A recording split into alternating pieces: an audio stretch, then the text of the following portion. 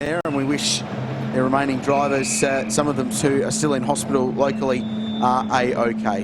Ben Barker in 18th position in the best of the Porsche Cup, the Class B cars. Van der Drift in that car we just saw, second of the Century Batteries GT3 Porsches. So very, very impressive, given he didn't have a drive before about midday yesterday. I'm very interested in that B class, the Century Batteries GT3 Porsche category, because I still think that is a very efficient way to go endurance motor racing. Old Cup cars, I think the newest one we've got there is a 14, but there's some that go back to 11 and 10, in fact. 6. Is this 2006 guy, right? and let's not forget, guys, this is their pole setting session. They don't get another go. That's a very good point for him. Yeah. We also had another quick time set just as the red flag came out, and it's actually now the fastest of the Bentleys. As we got what it was. We saw the end of the issue there for Eva Brokers. That was pretty heavy. He lost it in the turn, and not quite a glancing blow. That's coming up the hill, right at the bottom of the cutting, isn't it? Yeah, that is. That's sort of just on the exit as you start to get on the steep part of the road. So he's turned in. I wonder if he might have just clipped the inside wall, which might have broken steering perhaps, but it's fired the car around through 180 degrees. He's carrying a lot of speed there. There was a lot of speed in there, absolutely. And the worrying thing for me with that crash is that every crash you see at the cutting they never look great, but they look relatively innocuous compared to a crash at the top of the mountain, for instance. But it was a bit of a cruncher, wasn't it? 9 times out of 10, they have worse damage. And the ultimate example of that was the number 11 Bentley last night. Perfect example. And I was down at the M Sport Bentley garage during the lunch break when they were doing their meeting rides, and I was able to sneak a quick look in the right front wheel arch of that car and the welding and the efforts they've done to straighten the chassis of that car overnight. That car went off-site. Yeah, it did. For that. It was taken to somewhere not too far away. I haven't managed to track. I haven't got the detective skills of Joe Bradley to find out exactly where it went, but it was someone on did a tell me, I've written it down somewhere, no, not from that car, but Matt Bell, who's in the sister car, massively impressed. He said, these rally boys, the M Sport crew, what was it, Brian Gush actually said a little later, he said, let's face it, they've had a year with Robert Kubica, so they know what they're doing. The thing I loved was, I was told a lot of these guys jet out straight away after the race to go to Sweden for the next round of the World Rally Championship with the M Sport Fords that run over there. They're all sitting on pit wall with their sleeves rolled up, getting some sunshine before they go from 28 degrees here at Mount Panorama and to minus temperatures somewhere in the midst of Sweden to run World Rally cars. So it's amazing the efforts M Sport will go to run these cars this weekend. They won't quit. They won't quit. Endurance racing is just rallying without having to lie in mud. Remember that. As far as the crews are concerned, I worked with a team for many years who did both, and the rally mentality is exactly what you need here. Get it back in, get it fixed, get it back out again. Race the tape, tie wraps, 4-pound lump hammer. Those are that's the basic cornerstones. That's the basic toolkit, isn't it? Cornerstones. Another significant time, actually, the quickest Bentley, right at the end of that green flag running. John Bow got himself up there into 5th position, but I think while we've got most of the field down in the pit lane, we're going to go down to Brett's, aren't we? Yep. At the end, and then obviously Mark's down there. With Warren Luff here from the Melbourne Performance Centre Audi R8, and Luffy, it's been a good run so far, but there's still something left in the car for you. Yeah, absolutely. Look, we had a good run this morning. We were 3rd quickest and had some good speed in the car, but track temperature's up now, so I don't know if we're going to go quite as fast as we did this morning, but I'll get in towards the end of quali, but then we've got that 20-minute A-class only session. So I think you're going to see some quick times there, but I think track conditions are going to dictate the pace. Now, you've been here a lot of times. You've been around this track more than most here this weekend. How's it feeling this time around? Look, it's always special to come to Bathurst. There's never a time you don't get excited to be here. So, look, I'm really looking forward to it. These cars are exceptionally good around here. Like, we've seen the times already, and I think once we get into the race, like what we saw last year, that latter part of the race when the tracks really rub it up, I think we're going to see some really fast times in that sprint to the flag. What's a pole position time, do you think? Look, I think if the track conditions were right, I think somewhere in the 202s is definitely possible. We saw this morning a 3.5. And I think if we could have cooler track conditions with a soft tyre, I think somewhere in a mid-202 is definitely possible. Give us a feel, the feel in your team at the moment. How are they going? Look, everyone's really happy, and look, practice has gone all well. We've got 4 straight cars, and just really looking forward to the race tomorrow. Look, obviously for qualifying, it'd be nice to be at the very front, but as we know, it's a 12-hour race. There's a lot that can happen tomorrow, and a lot that will happen. You just got to stay out of trouble and be in there for that last hour of the race. So the first 11 hours is just a bit of a grid shuffle getting ready for the end. It's going to be a great weekend, Luffy. All the very best. Thanks, mate. All right, Shay. Well, it's not been the weekend the 91 has been hoping for. Evo is okay, which is the most important news for the team, but the Mazda 3, which has been struggling with issues all weekend. First it was a gearbox, then it was a clutch. Now it's damage to the car. They think they should be able to fix it, but they won't know until the car does come back on the flatbed. Evo just reporting that he lost the car. Simply, it happens, it's okay. They should get it back and fix it and try and get it ready for the 5:50 start early tomorrow morning. That is the left rear suspension and the half shaft and the diff have taken a big shunt there. It was the TAF garage that the Bentley went to. Thank you to Jason Portelli, who tweeted us using the hashtag B12HR, and therefore I can see it on the screen in front of me, and my senile old mind is refreshed. Great shot there of the 2015 Bathurst Motor Show in front of us there. No. The 48. Is that? It's the Vicious Rumour Racing 49 car. So yeah.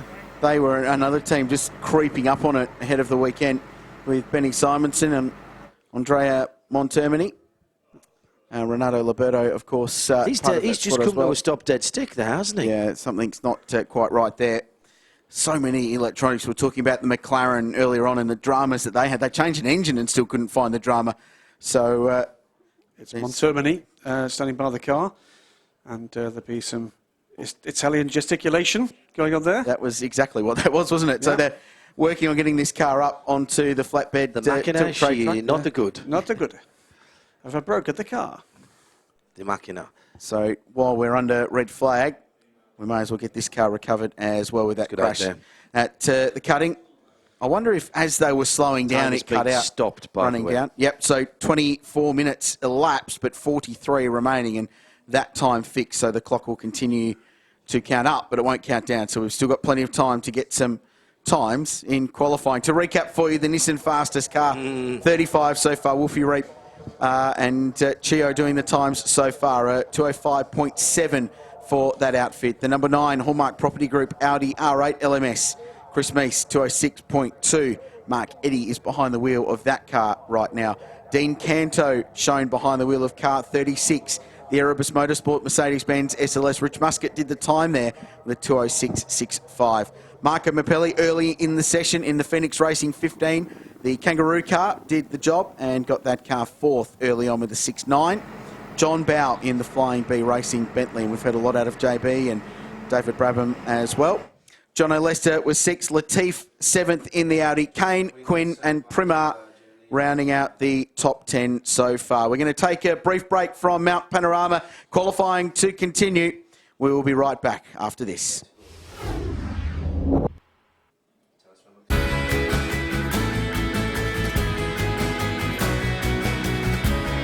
So for those of you listening here at the circuits and around the world at radiolemans.com, it's an unfortunate situation, but the clock has stopped, guys. This does actually, it's not the worst thing for everybody. Everything cools down, tyre temperatures go down, drivers' temperatures go down, you get a chance to stick.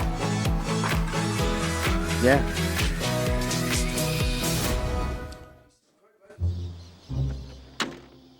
But why? It's Liqui Moly. Reduces friction and wear on the engine. What are you doing now? A little something special for the fuel system, Bruce.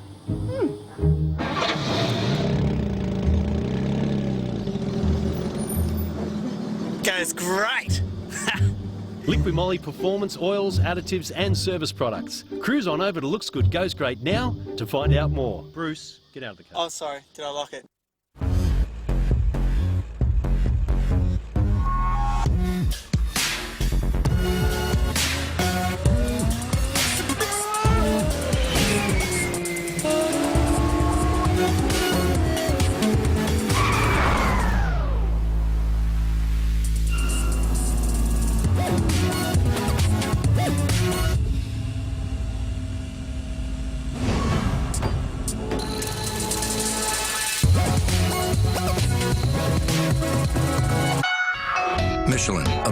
forward.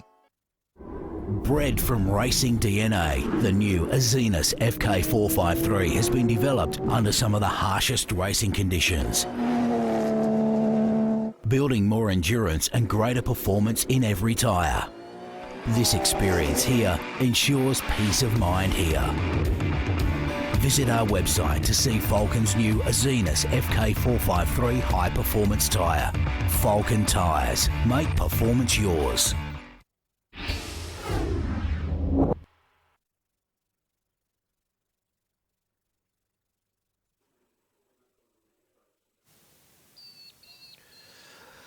So blue skies and a clear look up the Conrod Straight can only mean one thing. First of all, we're in New South Wales in summer and we're at Bathurst for the Mount Panorama extravaganza of sports car endurance, the Liqui Moly Bathurst 12 Hours 2015. But the fact that the only thing that's coming down Conrod Straight towards the Michelin's Chase is a flatbed. That means that we are under red flag conditions, and on the back is the remains of a slightly pre-loved Mark Australia Mazda 3 V8. But the thing about that is, so long as the diff and the drive shaft are kind of okay and it hasn't done real big damage yet, this is a tube frame car. Yeah. It's meant to be run on the run, if you like, or at least developed and damage repaired on the run. Let's go down to Shea Adam, who can add to what's coming in. Two cars coming in, one Ferrari and one the Mark Australia Mazda V8.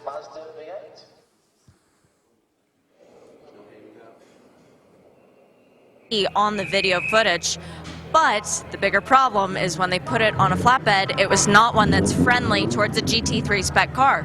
So when they're going to take the car off, it's going to damage the front and the rear to try and get the car back off of the flatbed, sometimes doing more bad than more good. So 49 guys not very happy with the state their car is, with the rears locked up, and now they know they're going to have even more damage to contend with, but they are hopeful that they can get back out before the end of this qualifying session. Brett, who have you got? Jack LeBrock with me, Shay, at the moment, and Dean Canto in the Erebus Motorsport Mercedes-Benz SLS doing very, very well. Great experience, obviously, Jack, with Dean. He really knows how to get out there and get the job done. Yeah, definitely. Someone with that much experience around Bathurst taught us a lot already. We've still got another 12 hours of racing to go tomorrow, and I'm sure we're going to pick up plenty more from him. And it's a great asset to have him in the team. Speaking of great assets, you've got a strong team, you guys, this year. Yeah, definitely got Richard Muscat, who won the Australian GT Championship last year, and he's raced at Spa and he was Dubai. He's done a lot of SLS racing, and it's going very well at the moment. So looking forward to the race. Got to bring it home in one piece, I think. And Jack, how much are you enjoying this, and how different is this to the other racing you've done here? It's unreal. I love these cars. It's just feels like a real race car, really. It's got a whole lot of aero grip and big brakes, big tyres. It does everything it's meant to. So it's great fun around here for sure.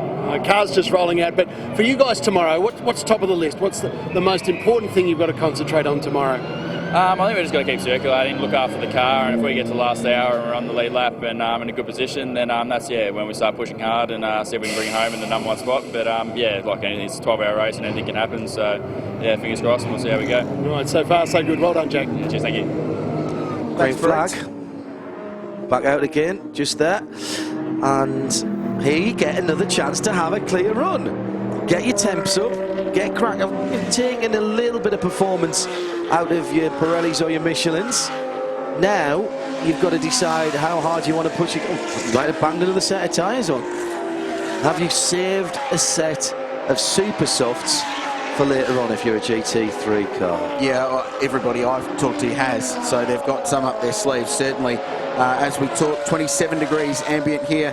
The lovely Mount Panorama circuit, 44 degree on track temperature, which is about 20 degrees warmer on track than we saw in practice one this morning. But I don't think we'll have a negative impact on times. And remember, we saw the pole time set 12 months ago at a high 2 minute 3.8 was set with track temps way over the 50 degree mark. So I'm not entirely convinced that hot track temperatures are going to slow us down too much. What will is traffic and getting a clear lap in the remaining 40 minutes plus the 20 following that. Interesting little group here. We've got the Clearwater Ferrari with a couple of Porsche Cup cars behind it. Clearwater Ferrari pulling away now with the Nissan, and then followed by the black 36, I think it is the black car, isn't it, from Erebus. So 3 of the quick GT3 cars in pretty close formation, just dealing with a bit of traffic, and they're going to have a clear lap here, these 3 guys. They are going to be quick this time around. And the Irishman Matt Griffin behind the wheel of the 33 Clearwater Ferrari, that chrome and red. Astonishing 458, that's a fan favourite here at Mount Panorama.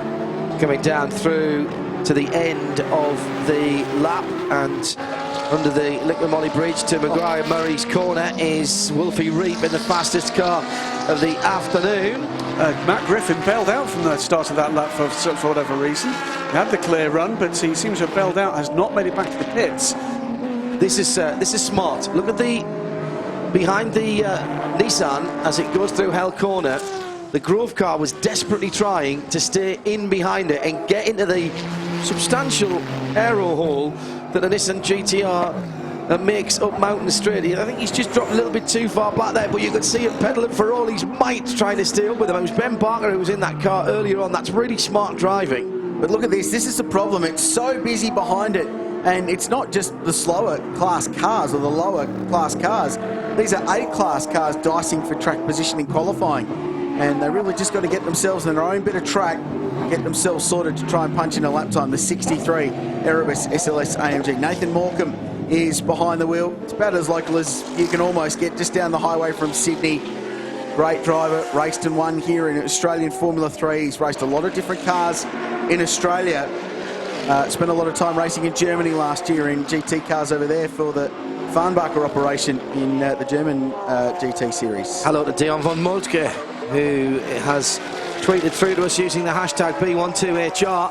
This is the social media impact that the hashtag B12HR is having is outstanding and great for our sport.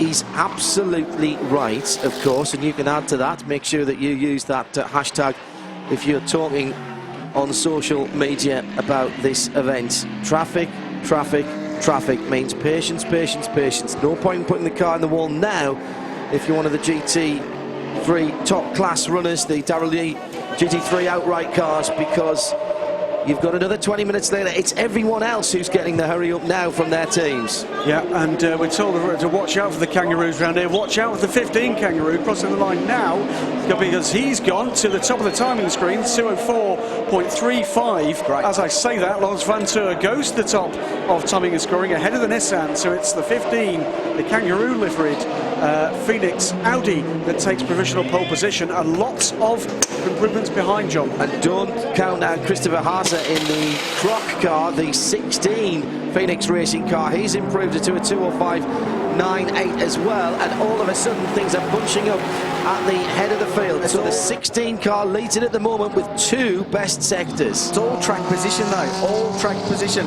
Lawrence Van Damme got clear racetrack out of pit lane and got to the top of the times. Mark Beretta in pit lane.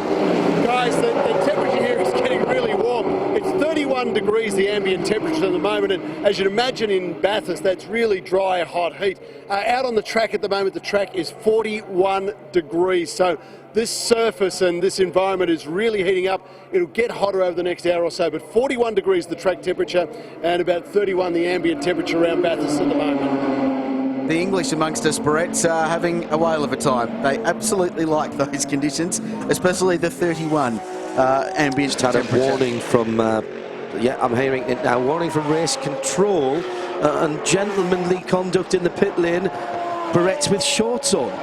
That's distracting behaviour, that, isn't it? There's no need for that, Barrett, really. Come on, you're making us all look bad. It could be worse, mate. It could be my legs. Well, yes, could have been mine as well. So, cheers, Barrett.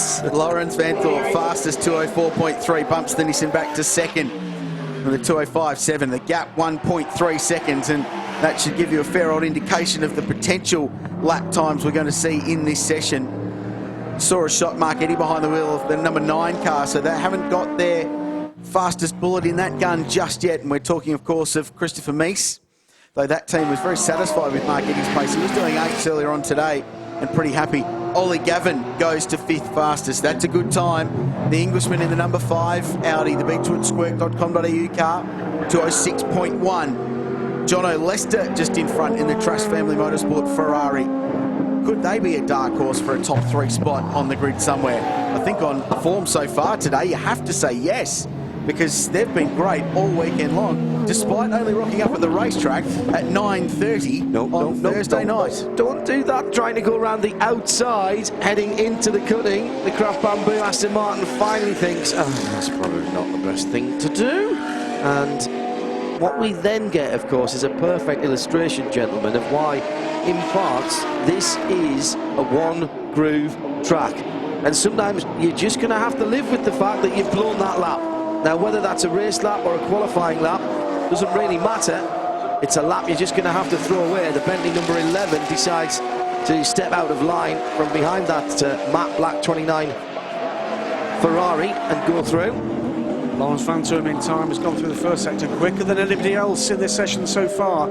So it's all going to be about traffic. And he's going to hit a lot of traffic. He's going to hit that gaggle of cars any second now as he comes down towards the Falcon Elbow. Grove Porsche in pit lane, still fastest. Ben Barker in Century Batteries Class B. Marcus Marshall making a bit of a return to racing after a checkered career, racing everything from Porsche Carrera Cup. He raced the Super Cup there for a while, I think, and was even in Champ Car for a while with Team Australia, driving a Lola and a Reynard in that series, raced on the Gold Coast and a couple of ovals in the States, second in that class at the moment. Vanthor backed out of it in the second split, was 2 seconds slower than the personal best. I'd be surprised if he's not getting his spotters telling him where the traffic is. That would be the smart thing for me, people watching the big screens or the tracker. Thunder of, sorry, JH. It's all right. The Thunder of the number 11 Bentley Continental GT3. Whereabouts are they scored at the moment? Not in the top 17. No, correct. And that is not why I expected them to be. Harold Premat at the wheel of that car, starting a lap, is in 19th, 19th position. And the Flying B entry comes into the pit lane. That's the number 8 car. That's got Brabs at the wheel, David Brabham. And that, in fact, is higher up than its illustrious Works Back Cousins. That's in a 14th position. Now, there are 2 classes in the GT category, Class A for Pro-Ams and Ams. Basically, it's about how many seeded drivers you've got in the car. If you've got more than one seeded driver in the car, you're in the Pro category. If you've got one or fewer, you're in the Am.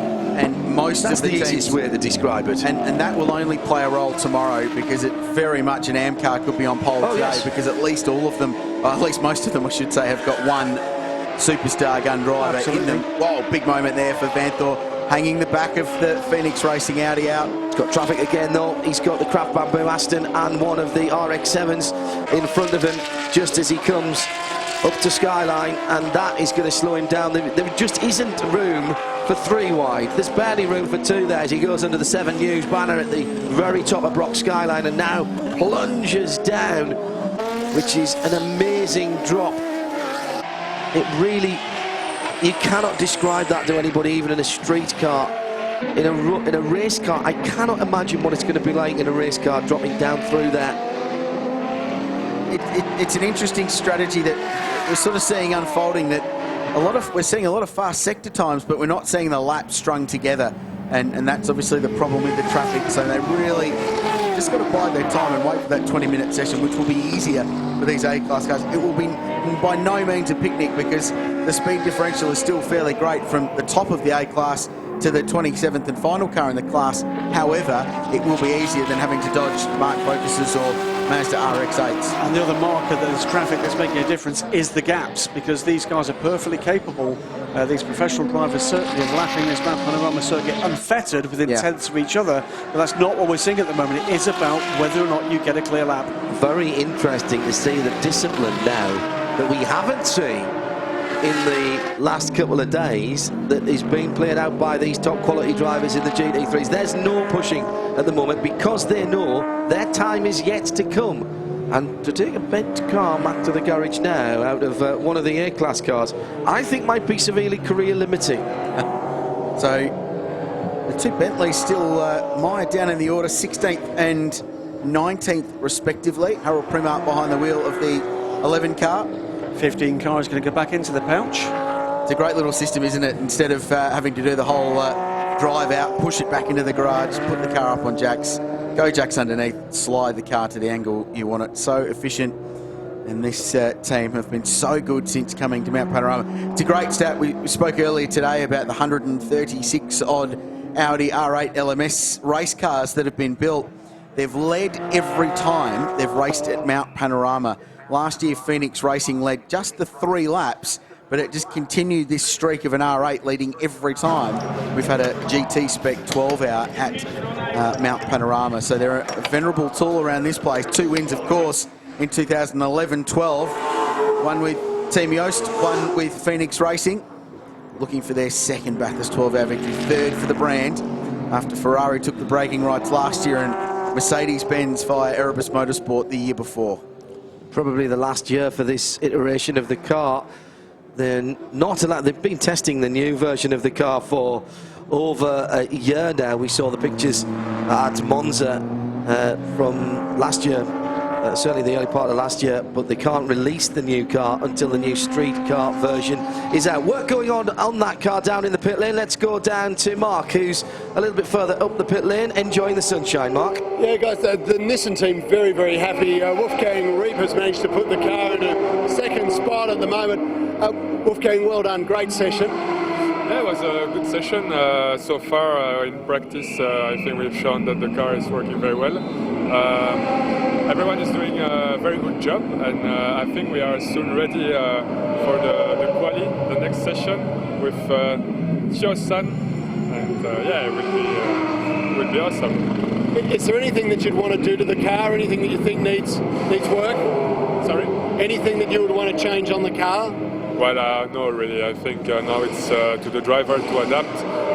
We're going to go maybe for a little bit more aggressive setup for the 15-minute quali with only GT3 cars, but the car is already very good.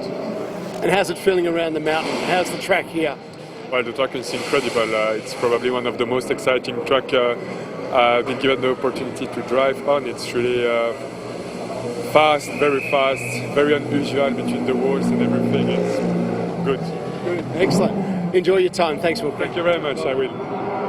68 Motorsport Services Porsche just taking a quick spin. It won't be the last time we'll see someone facing the wrong directions at the final corners at Maguire's here. But no harm, no foul. Carries on. There's something that's going to happen here. It just does. You outbrake yourself at the end of the lap, and it's Mark Wyman that's at the wheel of that car. And was set to actually improve there. I think he was looking for that extra part of a greedy, sliver of a tenth. Greedy. And 2 quicker sectors. I'm afraid all that good work undone then. It's always the final corner too, isn't it? they drop at Maguire's turn. Hey, thanks everybody for your social media work. Hashtag B12HR trending nationally in Australia, number 3 behind only political debate, which is ongoing and completely rubbish, and One Direction. So I think that's not too bad. Not sure which is the worst choice of those two. Undoubtedly the politics. At least One Direction are in harmony. Well, this is true. I think you saying that has actually offended Krells. It's obviously, he's obviously one deer. So honestly, I think he has more than one dimension. Got the quick times coming, guys. Up to second now. Matt Griffin in the Clearwater Ferrari just banged in a 205.466. That knocks the Nissan back to third.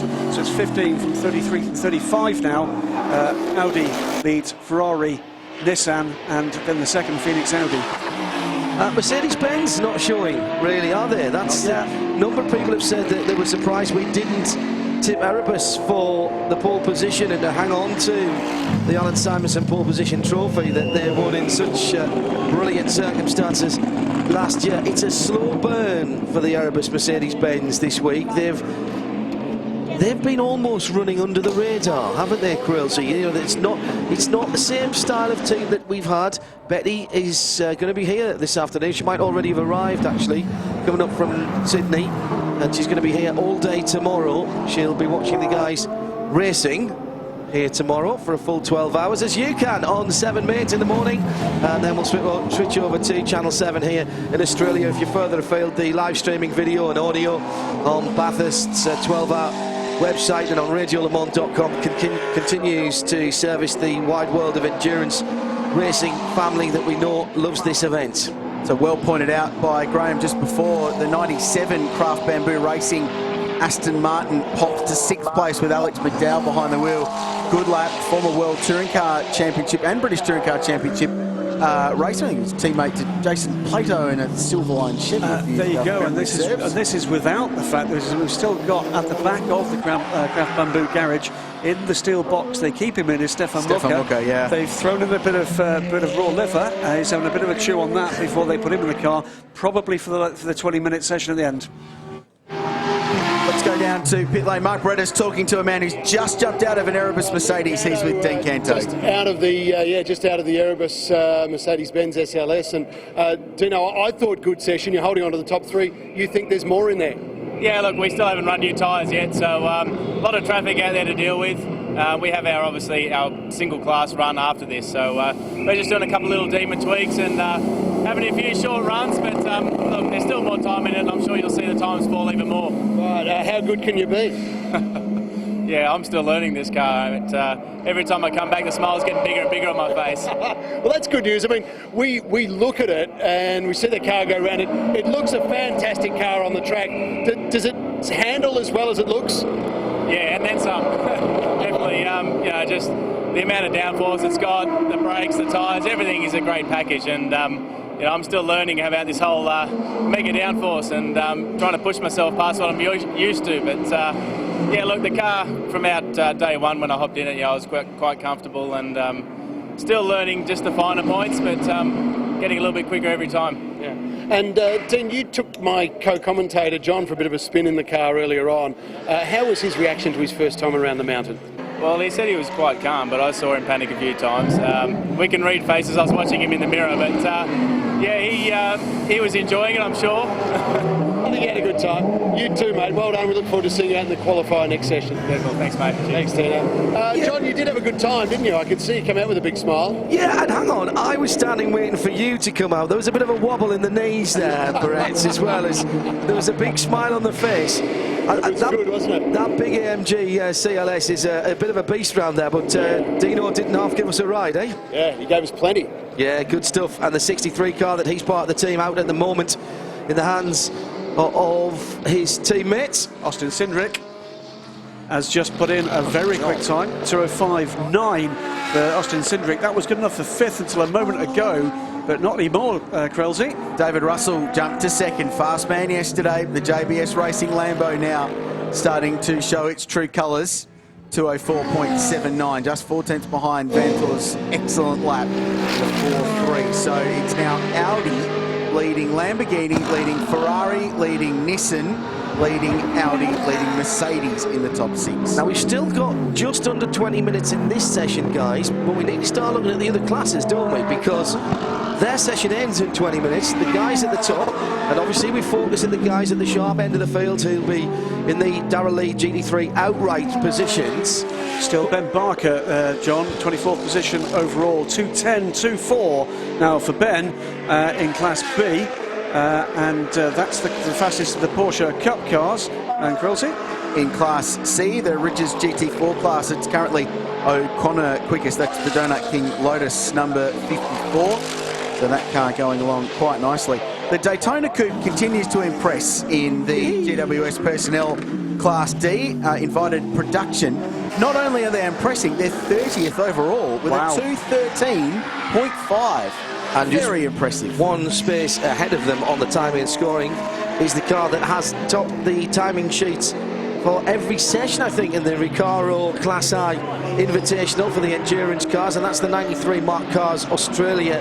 That's the Focus GTC. 2:12.4. Yeah.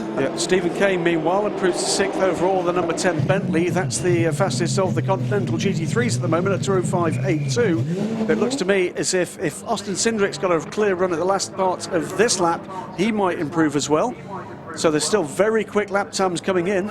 Now the thing we need to remember as well about the Class D and Class I cars is that they have to run to a minimum lap time, I guess. 2:12.0 is their cutoff. They cannot go underneath in the race. In the race, underneath that benchmark time. So they can in qualifying.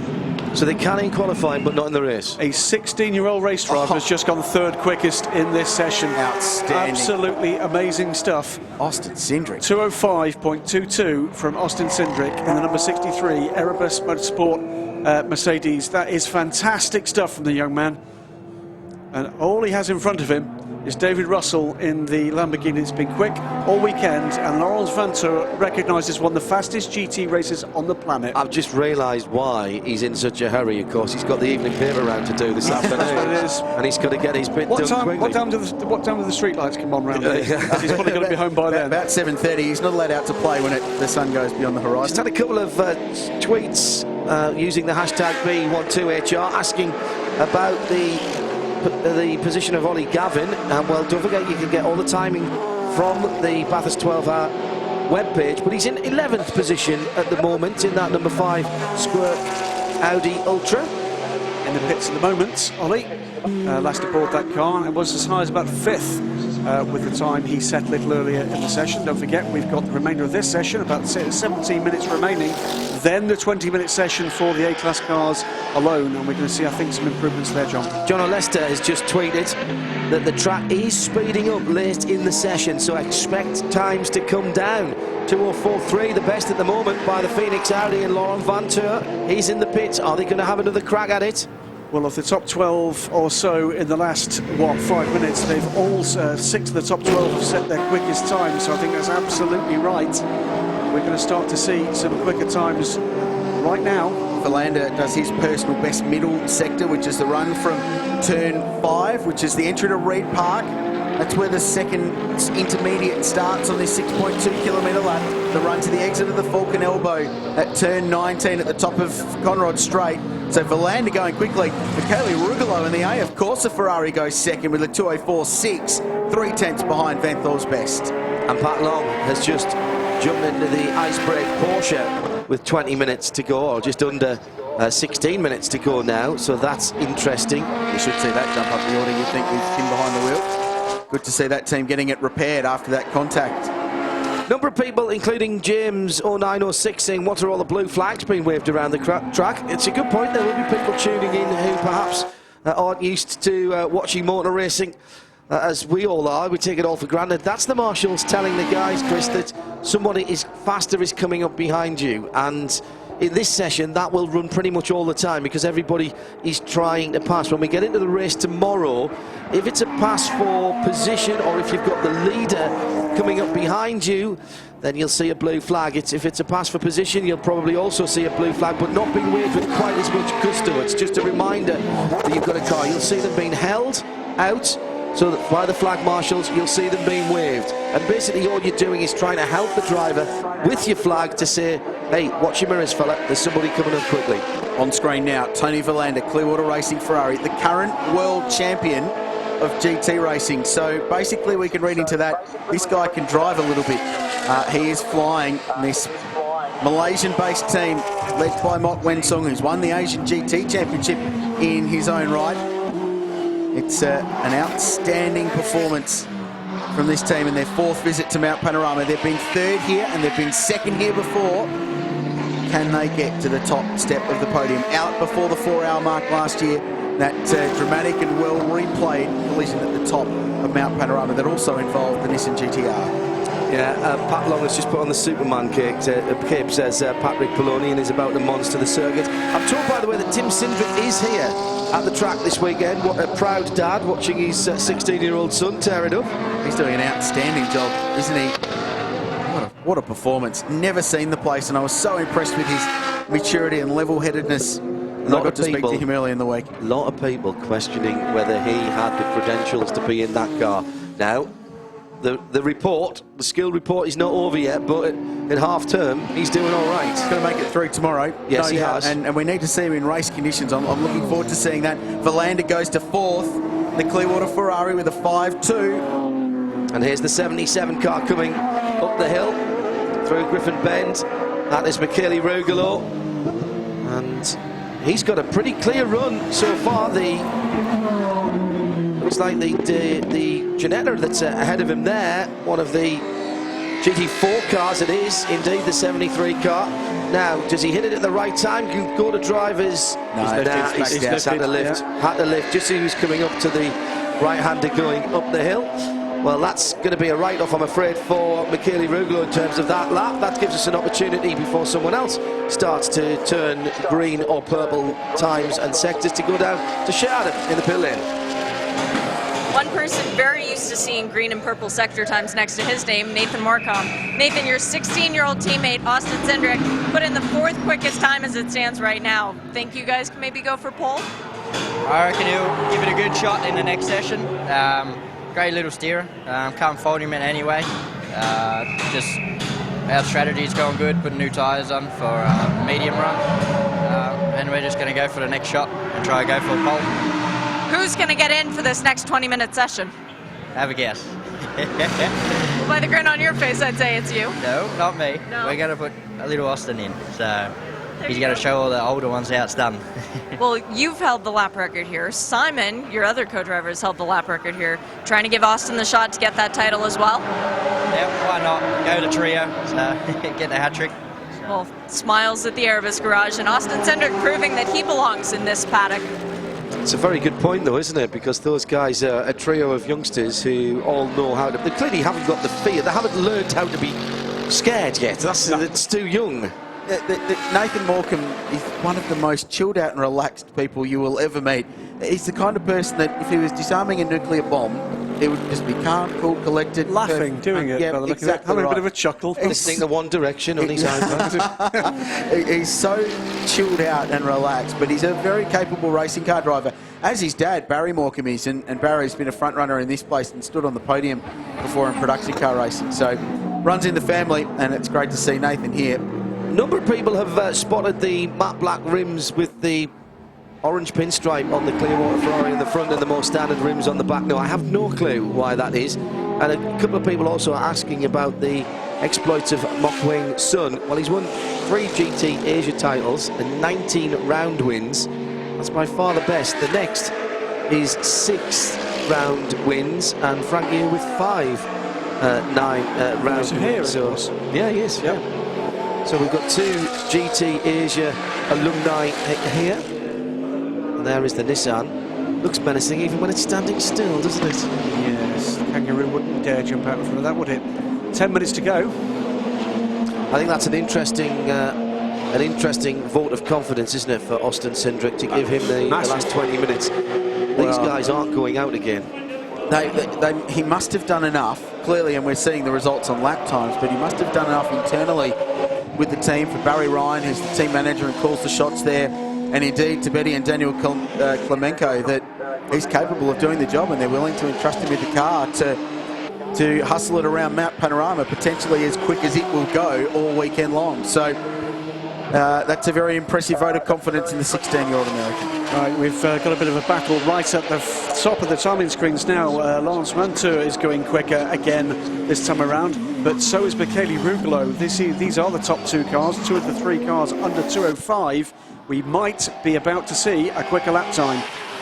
And Rugolo does a 4.3, goes to the top by 0.02 of a second over Vantor, but Vantor puts in another 2:04.3 though. It's not quite as quick, 200 slower than his previous provisional pole position. So he loses provisional pole, does not improve, but does another cracking lap time there. AF Corsa have crept up on this like you wouldn't believe. We have not talked much about the 77 car with the white kangaroo up the side very much this weekend, but Rugolo is doing the business today. And between the 3 of them, Steve Wyatt is arguably the gentleman driver, the unseated driver in that car, but he's a very, very capable racing car driver with a lot of experience. And Davide Rigon is very quick indeed. Mark Beretta, more from you.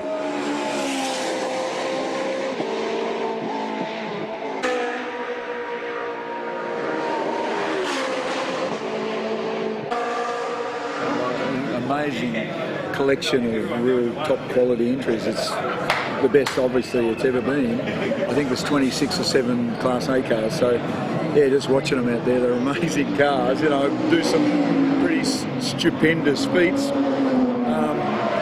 It's going to be an interesting race. Like it's got a lot of factors to play out yet, but in this sort of thing, you know, you get particularly some of those young guns. I tell you what, I saw a young Cindric, who's only 15 years old.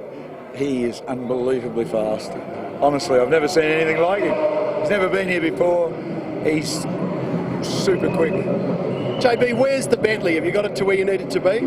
Well, it was actually better this morning. I don't think the heat's done it any favours, but, you know, it's not a bad, this is an old cliche, isn't it? You know, it's a good race car.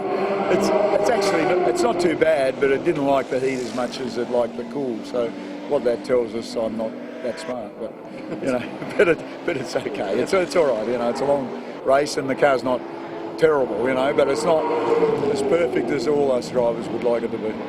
Okay, so that's your car covered off. What are you seeing in the rest of the field? Who's good? Well, I think the Audis, the quicker Audis with the German pros, or you know the factory pros in them, are very good. The downforce of the Audis impressive. The Ferraris, this is a really good Ferrari track. It always has been. It's a flowy track, and that's what they love.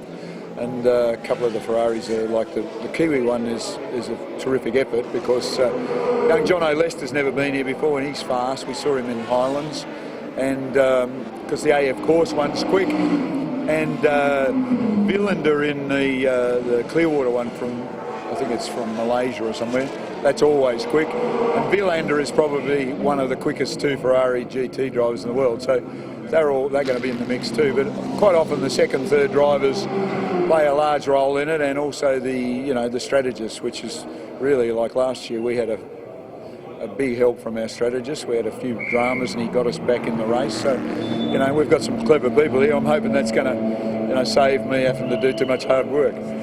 Will you jump back in for more qualifying? I don't know. I don't think so. It depends what David's a very accomplished driver, and I mean neither of us are that concerned about qualifying, you know, not the real risky stuff, because as you get older you get less risky, so you know we go okay. So I think we got a good you know, Peter as a third driver, as an amateur driver is doing really well. He did really well this morning, so you know we got a show, but probably not a show at an outright win, but we got a good chance.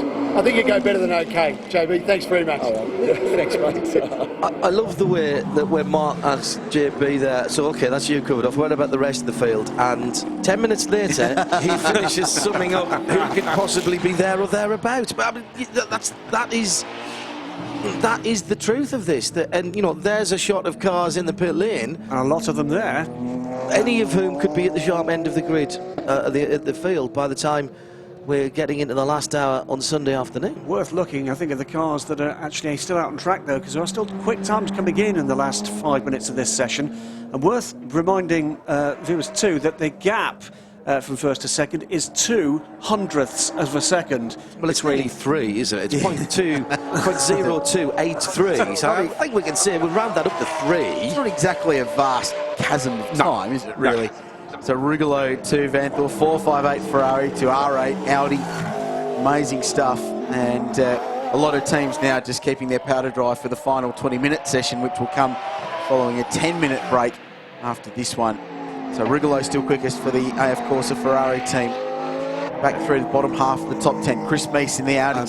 Watch him now, because he was seeing him coming now down towards the end of the lap, and two very quick sectors for Chris Meese. We've got him two personal bests. Yeah, so 2 PBs. I'm just going to say number 9 car. Third at the absolute worst if he cleans up on the end. Oh, lovely positive turn into the left-hander at Maguire's the final corner. Third he goes up into third position. And under 205, 204.60 for Christopher Meese in the number 9 Hallmark Audi.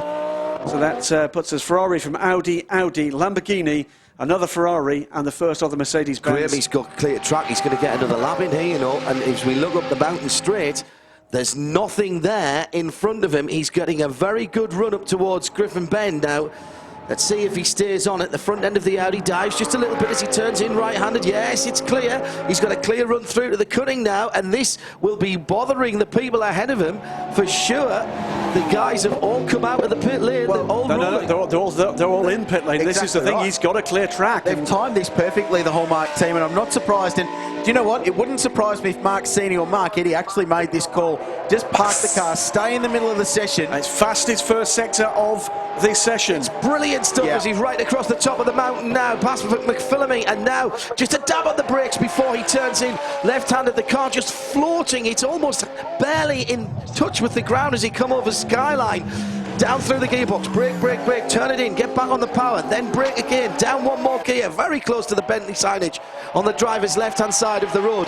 As he's still dropping, of course, down towards the Falkland Elbow, he takes a little bit of a wider turn in than some people we have done. And the back end of the car is just sliding out. It's a very quick middle sector again. It's not the quickest, but it's a 32.6. He's dropped about 2 tenths, Graham, but he made up 2 tenths on the previous personal best, or best outright first sector. He needs to find in another the first 2 one. tenths. He needs to find less than 3/10 of a second from his current third position to take a provisional pole position, John. Into the Michelin chase now. He got a great run through the right-handed kink. Turns in. The car's working well for him. Rotated beautifully as he asked it to go around the first left-hander.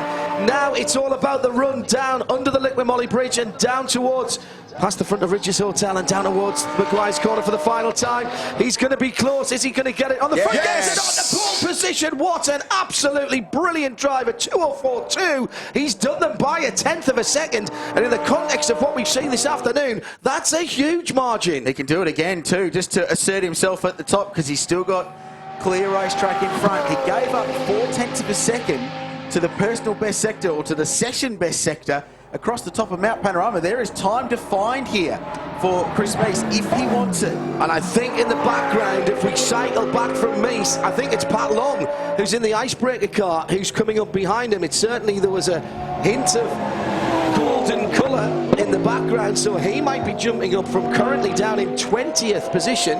It's not Pat. It is Pat. Pat's on the third sector. Right, okay.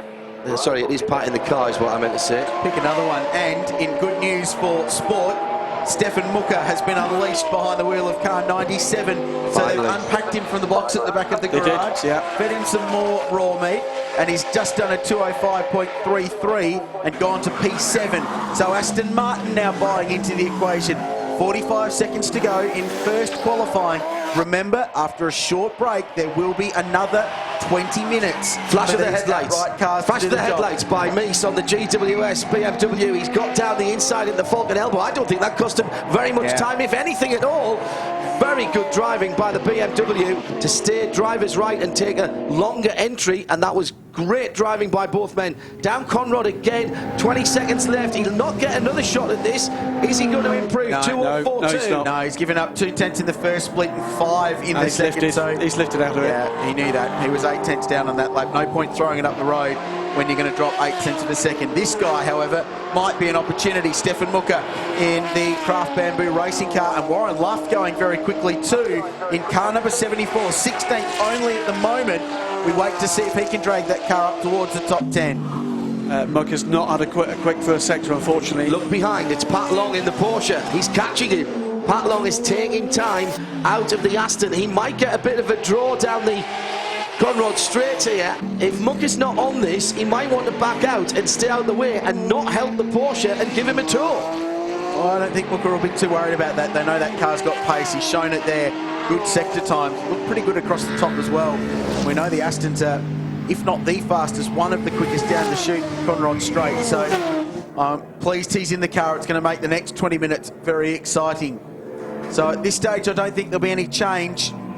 Chris Meese will lock away provisional pole at least, and he's 0.1 of a second faster than Michele Rugolo.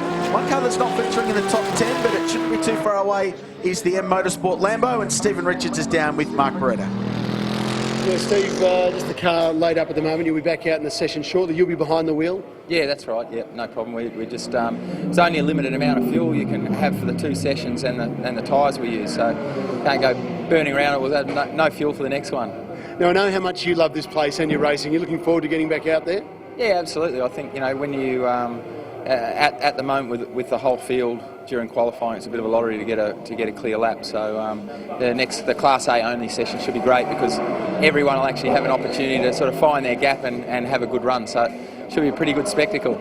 Steve, how tight is the racing here at the moment? How tight do you think tomorrow's going to be? Well, I think it's going to be incredibly tight, but you've got to remember it's 12 hours. You're not going to do anything silly in the opening part of the race. The important part is to get through your runs with your 3 drivers and make sure that with 4 hours to go and you've got a car in good shape that can do a bit of racing. Then that's when the game starts. Does experience here count? Oh, there's no question. Experience definitely counts for something. Well, we hope so for your case. Mate, tomorrow, you guys, where would you like to start from? Where's the aim? I mean, obviously pole's the ultimate aim, but what's a good result for you today? Yeah, I think 5th to 10th is realistic, and I think if we have a good run in the next one and a nice clean lap, that's probably where we're looking at. And you've been here, I was talking to John Bow a minute ago, you guys have done a lot of laps here over the years. How does the track feel this time around? Feels fantastic. I think the resurfacing they've done in a couple of spots is now starting to get a bit of grip on it. And the cars are performing well. It's one of the best places in the world to race, and I'm sure a few of the overseas guys here will attest to that. I think they're getting the feel for it. Steve, great to see you. Good luck, mate. We'll follow you tomorrow. Good luck in qualifying. Shay. The man who is currently P1, Chris Meese, that was a great lap you put in. Take us through it.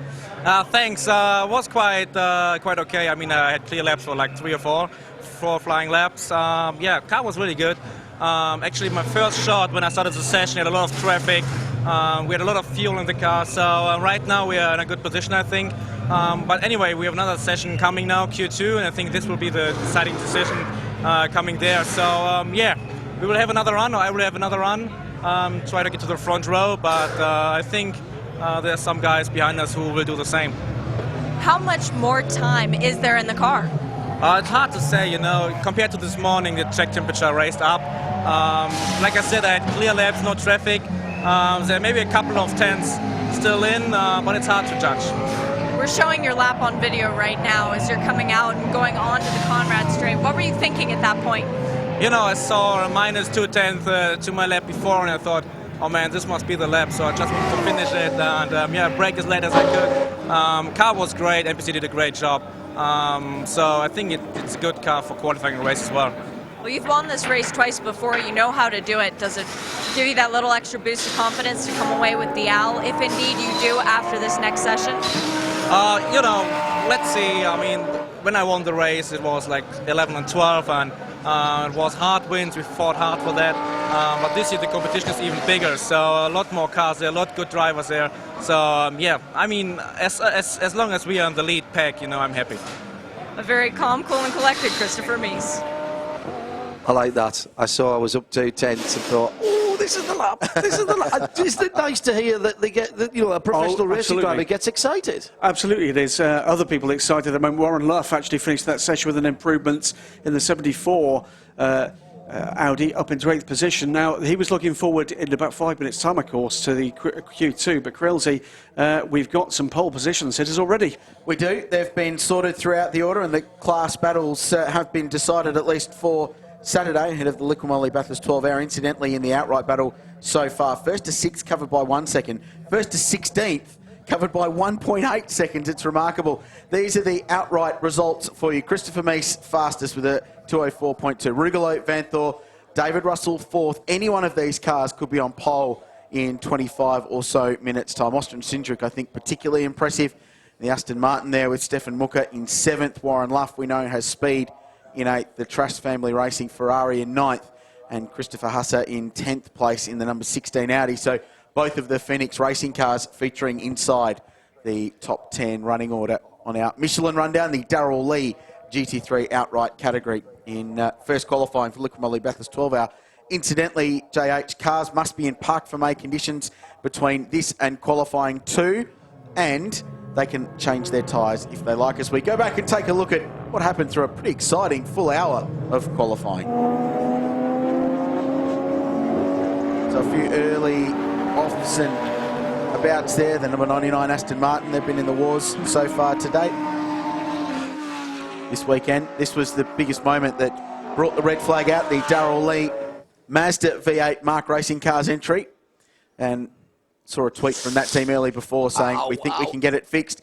Yeah, this was drama. We were talking about the Italian gesturing going on. That was why, because it's very difficult to get that car on the trailer. And the rear wheels very much locked on the Vicious Rumour Racing Ferrari. And they didn't return to the circuit, did they, John? No, so they I think didn't. Didn't complete a lap. Didn't complete a lap in the session, I'm afraid. That spin right at the end of the lap as the number 68 Porsche was looking to make an improvement. Cost them an improvement there. Phoenix guys, though, were very impressive in the first part of the session. Laurent Vantour in the 15 Phoenix Audi, looking like he'd got himself tied down again. Ferraris, it's a Ferrari track, said JP, and he should know. He's driven one around here. Last year. Yep. So we're looking good for qualifying coming up in less than 5 minutes' time. 20 minutes, just the A-class cars. Now we have some class pole sitters already in Class B, the Century Batteries GT3 cars for Porsche Cup cars. A change in the order for the first time all weekend. It's not the Grove car. It is not the Grove car. They're second. The Superbarn Supermarkets car of Marcus Marshall. We did the time with a 209.9. Said it had taken 9 to get pole in that absolutely class. did. 26 outright. Well done. Sam Power, who is going to Porsche Super Cup next year, this year I should say, with Team Momo Megatron.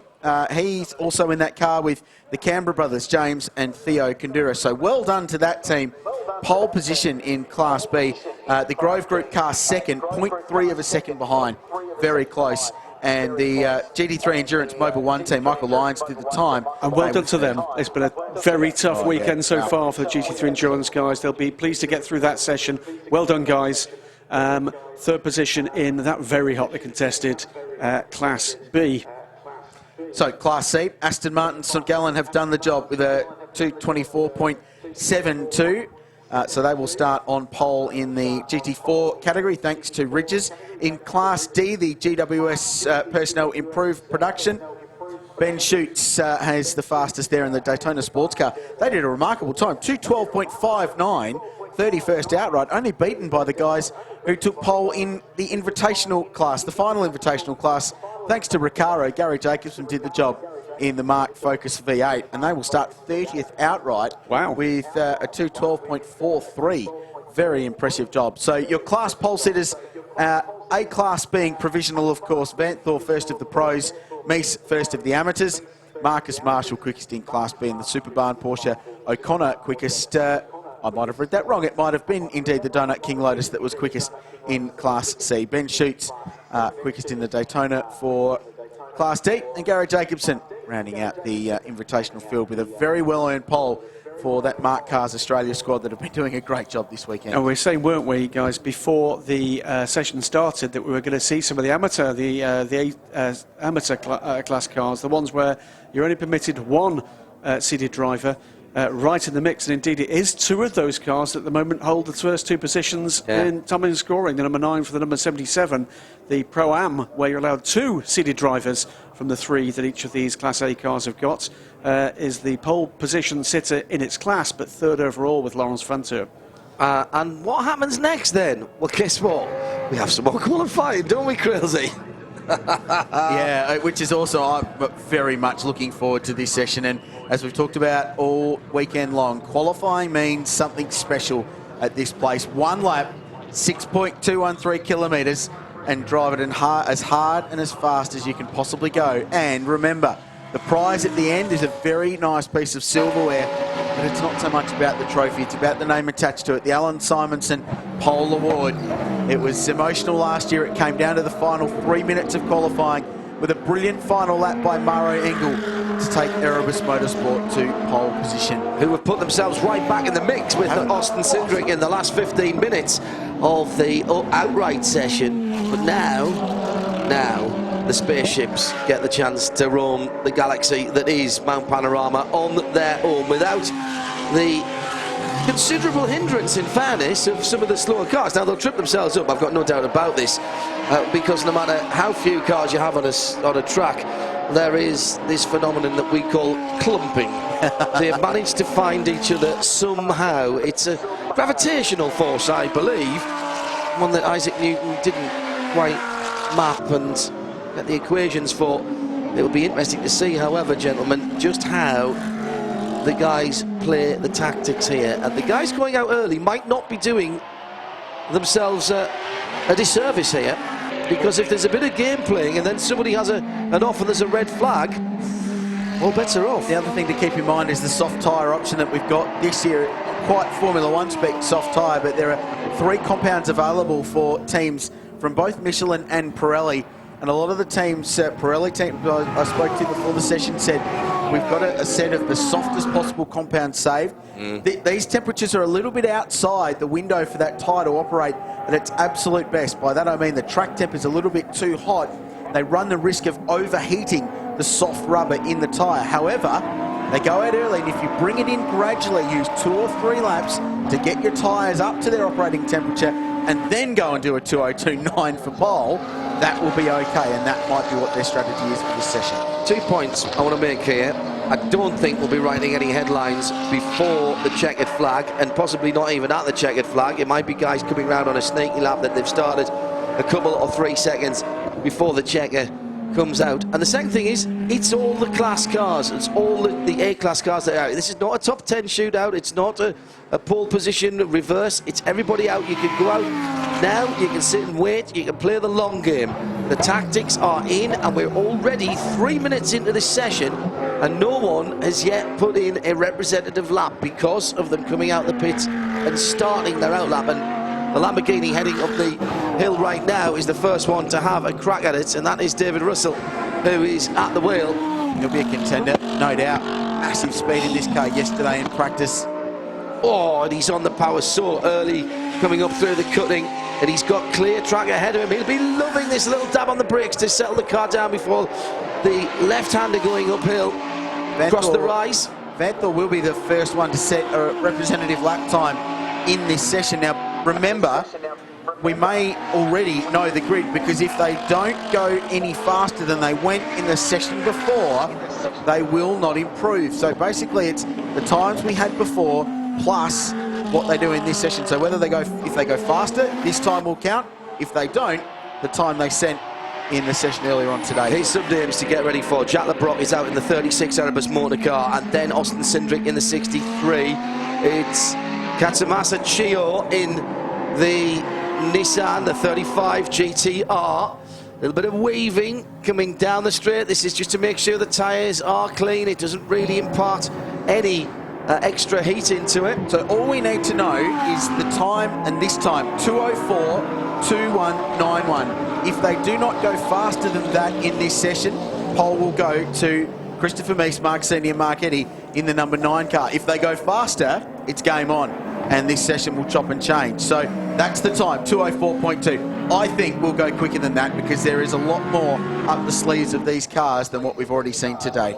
Well, Laurent Vantour has just gone through in that 2:04.98. That does not improve his time from the previous session.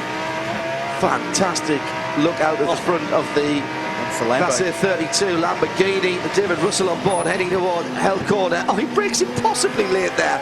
That is just defied the laws of physics. I was expecting him to see him go straight on up the escape road. He was nowhere near where I thought he'd brake. These guys are otherworldly on there, heading up Mountain Straight. 1 or 2 people slightly confused about the regulations. Listen, it's dead easy. This is just another qualifying session for the Class A cars. It's as simple as that. Either they improve from the last time or they don't, but they're getting some time on the track on their own. It's not a shootout, it's not a reverse, it's not adding the times together. Its best time will be pole position. That best time could have been set in the last session, or it could be set in this one. You'd expect it to be set in this one because the track is a little clearer. But we're not clearing off those times that have already been set. That's why 2:04.421 is important. Zalander goes quickest in this session. Improves his overall time from 5th to 4th in the order. 2:04.42, good enough to edge him up from 5th to 4th, but not good enough to grab pole position. And the first big improver is Kevin Estra, who's done a 2:04.5 in the Darrell Lee McLaren. Only 13th fastest in the first session with a 5.9. And they were keeping their powder dry and not doing too much work on outright lap time, but just trying to get the car right for this session, because they feel like they've got a crack at pole position here. So Estra jumps up the order, and that bumps him to 4th place. Great job overall. David Russell's going very quickly, fastest of all to the first split. Vanthor fastest of everybody to the second. and to the top with a 203.5. There's the first benchmark. That's the first marker laid down. Forget the 204.2 we saw earlier. That's a representative lap time. And that, ding dong, is the fastest time in this combined qualifying session. So that is provisional pole for Lawrence Venter, as we saw in that last session. Russell, as 203.1. 203.1 in the Lambo. And that is, again, the gauntlet being thrown down. We saw Venter in the Phoenix car, Graham, do exactly the same in the first session.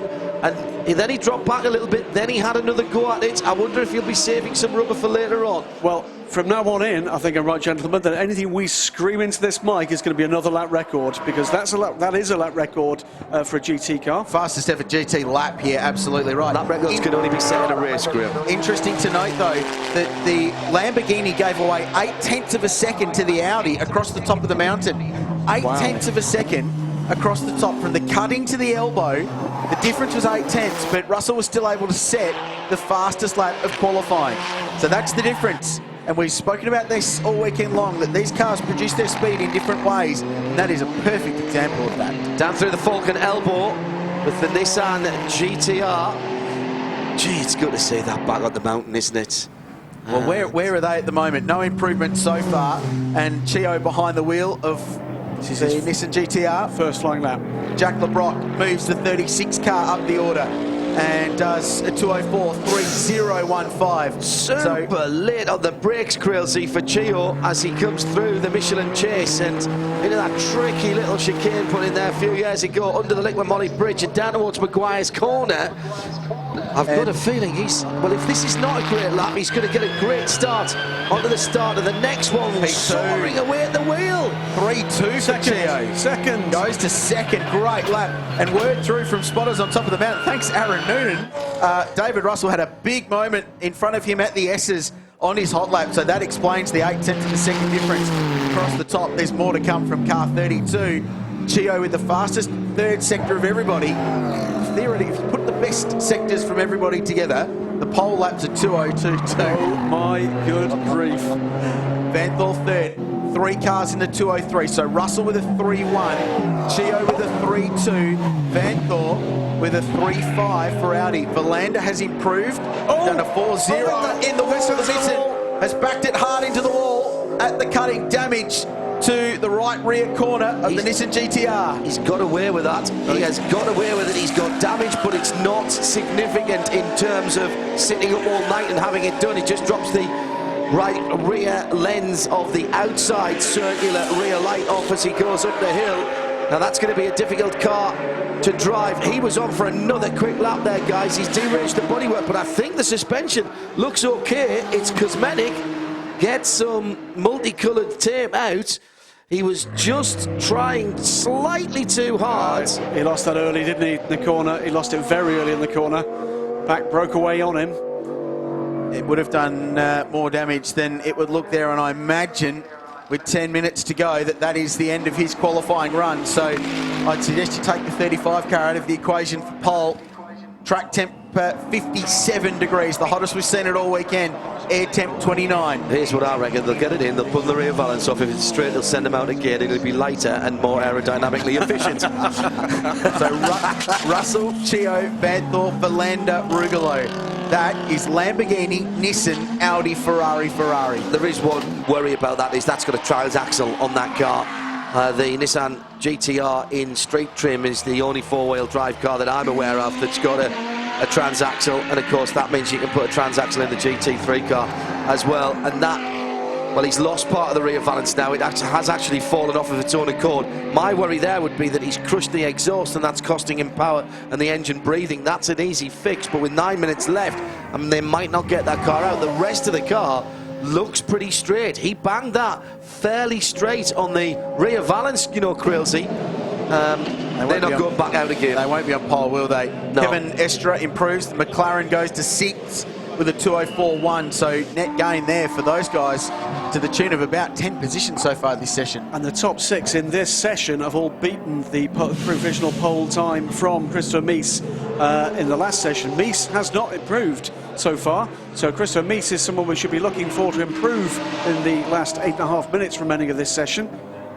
As the Nissan slowly makes his way back to the pit lane, but what he's certainly prevented us from having is a red flag there. Yeah, so absolutely. well done, Katamasa, for bringing. So let's go down to pit lane briefly with 8 to go in the session. Shay Adams down at the Nissan cam. Well, Florian Strauss, that's not the way you wanted to see your qualifying session end, but Chio was on a great lap before. What was he reporting that happened? I didn't know. I unfortunately don't have the team radio on my head, but yeah, he put in a pretty good lap the lap before, and I think he was really, maybe having a run on the first sector, and then we saw many cars, I think, yesterday and today, especially in this turn going off.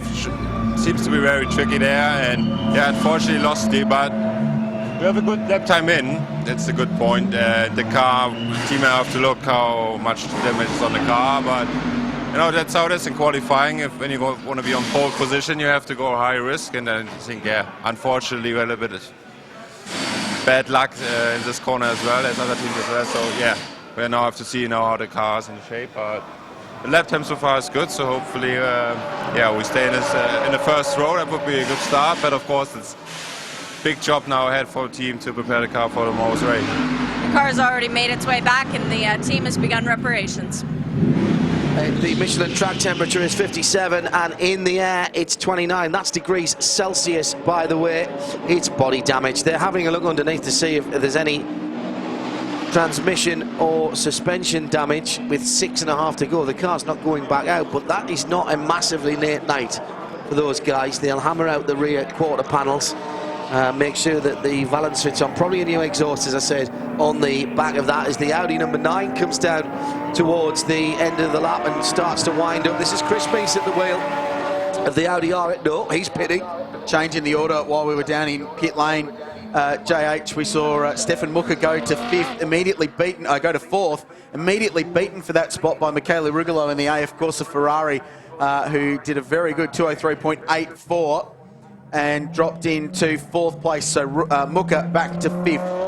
And we've seen a number of incidents, haven't we, at the cutting. We saw the Bentley go off yesterday, Ivo Brukis going off today, and then Katsumiya Chio going off, and that it was like if the cars had been the same colour, you would have thought that was exactly the same shunt. Yeah, absolutely.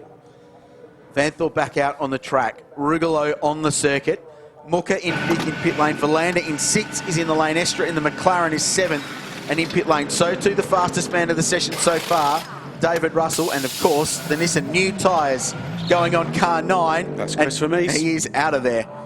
Stephen Kane improves, 2:04.5 for the Bentley, but that's only good enough for 9th position for the quickest of the 3 Continental GT3s. It strikes me that to do a 4.5 and be only 10th is utterly remarkable, because if you were talking about doing 4s at this place 3 years ago, you'd have to have your head read. When I first came here, 4s were lap of the gods type of territory, weren't they? Vanthor's on here too, JH, personal best first sector for the number 15 Audi. Yeah, 4s would have been remarkable. The track resurfacing helped, but just the development in GT cars is Look at the interest in the pit lane. The photographers huddled around the Nismo, which is moving under its own steam. Now, I'd be surprised if that goes back out again, but it would see that it's going on in another assignment. Vantua is on it again. He's at the top of the mountain at the moment in the 15 car, the Phoenix car with the Kangaroo on the side. And he'll be coming across a little bit of traffic as the Airbus Mercedes is not that far ahead of him at the moment. Jacques Lebrock in that car. Here's the Audi. Here is Good spot by the guys, picking him up into the Michelin chase and down through the final part of the circuit. What can he do? Fastest earlier on today. This car's been at the top of the order. What's the fastest all ever weekend long. 2.6. He's got a lot to do. Vanthor into the final corner, onto the start-finish straight. Does he go fastest? Yes, he does. 202.5. That is a massive lap time for the Audi, and destroys the rest of the field. 0.6 of a second. And that is a qualifying record, remember, a qualifying record, that's not in a race. Still the fastest ever lap recorded around here.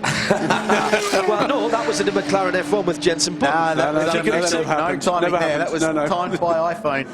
Well, it was quicker than that, whatever it was. If you're going to start saying that that's a lap record, you can take anything that goes round. It's a qualifying record only. Is that the Vocaro car? Correct, it is. Max Twig behind the wheel, 26th fastest with the 2:08.7.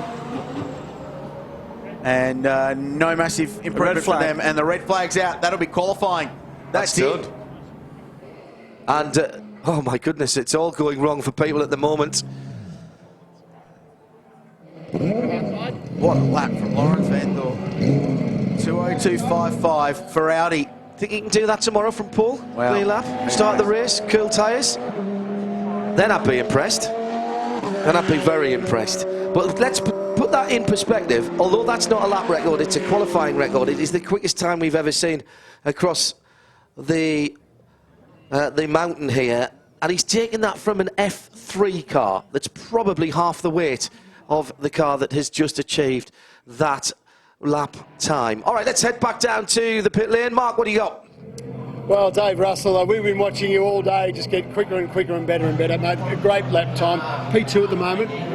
Yeah, look, it's great. We came in on that first run, and you know, the 2:03.1's as quick as I've ever been around here, and I thought, oh, that's pretty good. But I said to the guys, look, there's more in it. I think we need to make a tyre pressure adjustment or just change the balance of the car a little bit, and we discussed it, and I said, guys, you know, at that stage we're on top, and it's sort of risk versus reward a little bit too, you know. Why risk the car? You're already up the pointy end. Why risk, you know, having a drama in qualifying when the ideal thing is to start and finish the race? Because you know, it's hauling around here. I tell you what, when you're doing those sorts of times, and look, the JBS Lambo's been running faultlessly all week. Fingers crossed we have a good run. We've had some wretched luck around here, but I've got a good feeling. You know, it's gonna turn around tomorrow. That's for sure. Well, you probably owed some good luck after last year. That was pretty tough. Absolutely, yeah. It was very disappointing, and you know, life throws you those things, not only in your career, but you just move on, get on with it, and you know, it's full credit to Roger Largo and all the team of guys. Like, they've, you know, dust themselves off, get ready to go, and yeah, it's been fantastic. Yeah, good. No kangaroos this year, touch wood. How much quicker, you talk about continual improvement, how much quicker can the number 32 car be? Oh, I think we could have done a 2, you know, there. We did a 3-1, and I think there was probably a couple of areas over the top. There was a few areas where I could have pushed on a little bit, and I just wasn't confident in the right rear tyre. We just had to make a pressure adjustment, you know, look, there would have been a bit in it, so, you know, definitely would have been in the 2s, no doubt. Dave, you've done a great job out there. Good to see the big smile on the face again, and enjoy tomorrow, that front row of the grid. Hopefully I'm smiling like this tomorrow afternoon. Good luck, mate. Thank you. Thank you. It's like that all the time. He was the same when he was in the booth. The red flag is still waving at the start-finish. We haven't seen a checker thrown yet, and there's still 3 minutes and 19 seconds on the timing screen in front of me. And I think this is going to be a one-lap dash for cash here, guys. Cars are moving from the pit apron. Now, what I don't know is, did Chio go back out again in that Nissan? I think he did, you know, with the damage on the rear end. He's got a couple of long sector times, as if he'd gone back around. There's some slapping of hands, and congratulations there, Stefano Telli. I think the way the timing monitor has cleared, I'm suggesting that the session has been ended. Haven't seen a checker yet. I'm still looking to the start-finish line. So it's going to be a long recovery, though. That car stuck up at Griffin's Bend at turn 2. So the cars are moving to Parc Fermé now, is what we're hearing. Which means that is qualifying done and dusted. And the number 15 Audi that has been there or thereabouts since first practice yesterday will be on pole position. And it really is a case of the Empire strikes back. They struggled last year, Audi, for outright pace at Mount Panorama, but they are back. And they are back with the fastest ever lap we've seen here. A 2:02.55 by one of the great superstars of GT racing globally, Lawrence Vanthoor. Pole position for the Liqui Moly Bathurst 12-hour alongside his teammates Marcus Winkelhock and Marco Mappelli. Second will be the JBS Racing Lamborghini Gallardo GT3. David Russell did the time. The gap was 0.6 of a second.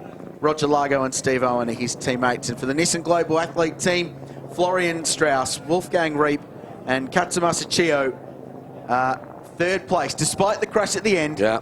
third place for the Nissan GTR, which is an outstanding performance and a highly entertaining couple of hours of qualifying. I'm being slightly greedy here, but if Chio hadn't gone off and we hadn't had the stop, what a battle we would have had, and how much quicker might they have gone? It would have been exciting, John. It would have been extremely exciting. That's the entree, if you like. The main course is tomorrow. Join us from early doors here in Australia. We'll be on the air, bringing you all the build-up. And our Nismo Countdown to Green on RadioLeMans.com starts at 6:30, and at 10 to 7 we go racing. 6:50 in the 5:50 in the morning, isn't it? I'm doing it on English time there. So an hour earlier than that, we're going to get about half an hour of darkness running, and we'll start at 5:50 Australian time with the green flag. For those of you back in Europe, that's nicely into the evening hours. And you can join us on the live stream if you're here in Australia, and it's 7, mate. And then, of course, Channel 7 for the rest of the day. Confirmation then of that new fastest time ever in competition across the mountain, 2:02.5 for the Darragh overall in our Michelin rundown for the 15 Audi. Laurent Vanteur at the wheel. David Russell so close at 3-1, and you don't get pole position. How's you look there, David? Sorry, mate. Katamasa Chio in third position for Nissan. We'll have Davide Rigon, 77, sitting alongside him. They're both in the 203s, as is Stefan Mucker for the first of the Aston Martins on the inside of row 3, and Tony Villander, the first in the 204s, is only in 6th position. Jack LeBrock on the inside of the 4th row. And, of course, the pole positions were set for the other classes earlier on. A cracking couple of hours and brought to a perfect point by the last 20 minutes. Crazy, I'm not sure we'll see anything like this again here, because the gods have aligned to provide us with perfect conditions in that 20-minute qualifying shootout. Heck of a lap, wasn't it? And a heck of a session too, as the Hallmark car just shortcutted the S's at the top of Mount Panorama. This was a Nissan. They were in contention, we thought, for this one, but then Chio had this issue at the cutting in similar style to the Mazda V8 we saw earlier on today. Damage to the rear, and that car returned to pit lane, but nevertheless they will start third tomorrow. The Trass Ferrari issues pulled off to the side of Mountain Straight. They were 16th in that session with a 5-0 for Johnny McIntyre. But this was the moment. A great lap by Vanthorpe. Not spectacular in the first sector. His middle segment was great. His final sector was epic. And he banged in a 2:05.52 for pole. Now, we said, didn't we, after that first 1 hour of qualifying, what a great lap that was from Christopher Meese. Just to emphasise how great that last 20 minutes was, Christopher Meese did not improve, ended up 9th in that session. That's quite astonishing stuff from the pro drivers. What a great session. Fantastic stuff. So, Lawrence Vantor, David Russell and Kamatsu Chio, the fastest in qualifying. The winner gets the Alan Simonson Pole Award. To present it, Bruce Morrison from Liqui Moly, and we can do that in the garage now. Can you hear me? Shay Adam in the We're Phoenix here with Racing Bruce Garage. Morrison for the Liqui Moly Pole Award. It's the Alan Simonson Trophy, the fastest man to go around this mountain. Until today, we've had a couple of lap times that have beat him in qualifying times. Bruce, you're holding the trophy. You're getting ready to give it. Last year it was Tomorrow Angle. Today it's to Lawrence Vantor. What's running through your mind? Well, isn't it fantastic? Alan Simonson's a special place in everybody's heart here. So it does add significance for the win. It's great to see an Audi right up there. Phoenix looked very, very serious all weekend. He's been threatening the whole time. It's great when someone can pull that really fast lap together right when you need it. Fantastic job. It was an exciting qualifying session, and we were just talking about how the times were dropping and that every little inch was coming out of those cars, and it was ultimately an Audi who came out first.